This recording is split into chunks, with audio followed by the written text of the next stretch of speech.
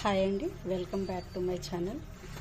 రొటీన్గా ఉప్మా కాకుండా ఉప్మాతో కొద్దిగా వెరైటీగా చేయాలనుకున్నానండి ఈరోజు. దానికోసం నేను ఉప్మా బోండం చేద్దామని, రవ్వతో ఉప్మా బోండం చేద్దామని ఇవన్నీ ప్రిపేర్ చేసుకున్నాను.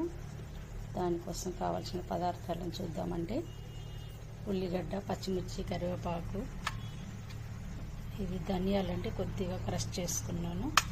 అల్లం ముక్కలు కొద్దిగా, క్యారెట్, బీట్రూట్, కొద్దిగా కారము, రవ్వ 1.5 కప్ తీసుకున్నానండి, 150 గ్రామ్స్, కొద్దిగా శనగపిండి, దాంట్లో పసుపు వేసాను.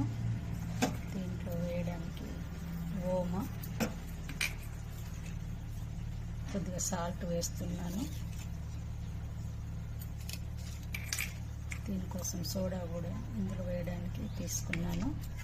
ఇది ఆలుని కొంచెం తురుముకున్నానండి, ఒక 50 గ్రామ్స్ కంటే కొద్దిగా ఎక్కువగా నీళ్ళల్లో వేసాను తురిమి.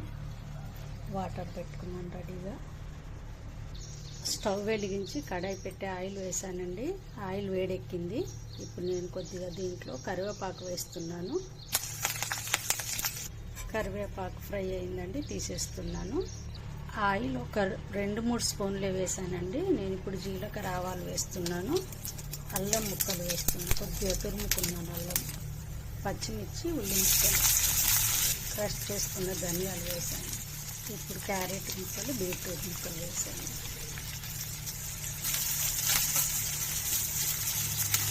కొద్దిగా కరివేపాకు సన్నగా కట్ చేసి వేసాను. ఇప్పుడు తురుముకున్న ఆలుని వేస్తున్నాను, ఆలుగడ్డని. వీటన్నిటిని కొద్దిగా ఫ్రై చేసుకోవాలి. స్టవ్ ఫ్లేమ్ సిమ్లోనే పెట్టాలండి. నేను చేసే రెసిపీస్ అన్నీ, నేను అప్లోడ్ చేసిన రెసిపీస్ అన్నీ నేను ఓన్గానే చేస్తానండి. ఎవరి రెసిపీస్ని కాపీ చేసి చేయను. 3 మినిట్స్ తర్వాత సాల్ట్ వేస్తున్నాను. ఇప్పుడు నేను వాటర్ వేస్తున్నాను. 1.5 రవ్వ, 2.5 వాటర్ వేస్తున్నాను.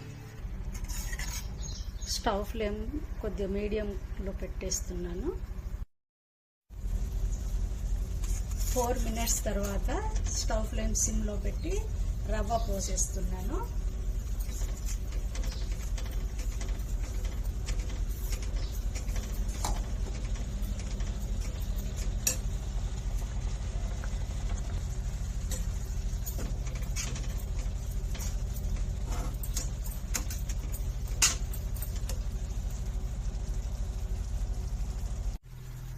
రవ్వ పోసి కలిపేసి లిడ్ పెట్టేస్తున్నాను. 4 మినిట్స్ తర్వాత లిడ్ తీసేస్తున్నాను.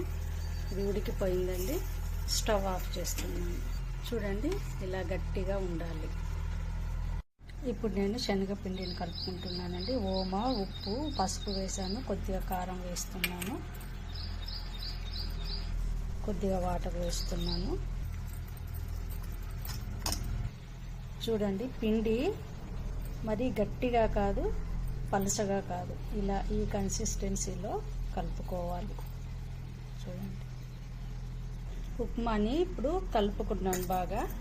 కొద్దిగా మీకు కావాల్సినంత సైజులో రౌండ్గా బాల్స్ లాగా చేసుకోవాలి.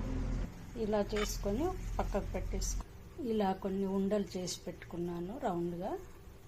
ఇప్పుడు శనగపిండిలో సోడా వేస్తున్నాను. 1 pinch మాత్రం వేయాలి. స్టవ్ మీద కడాయి పెట్టి ఆయిల్ పోసానండి. ఆయిల్ వేడెక్కింది.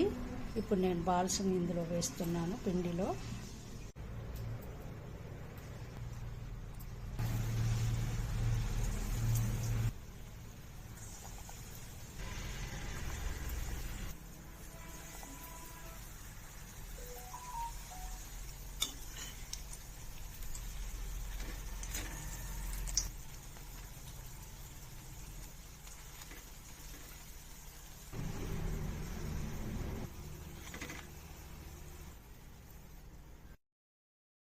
చూడండి, ఉప్మా బోండం రెడీ అయిపోయిందండి.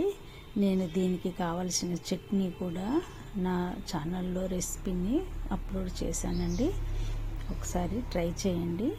Thank you for watching. Please like, share and subscribe.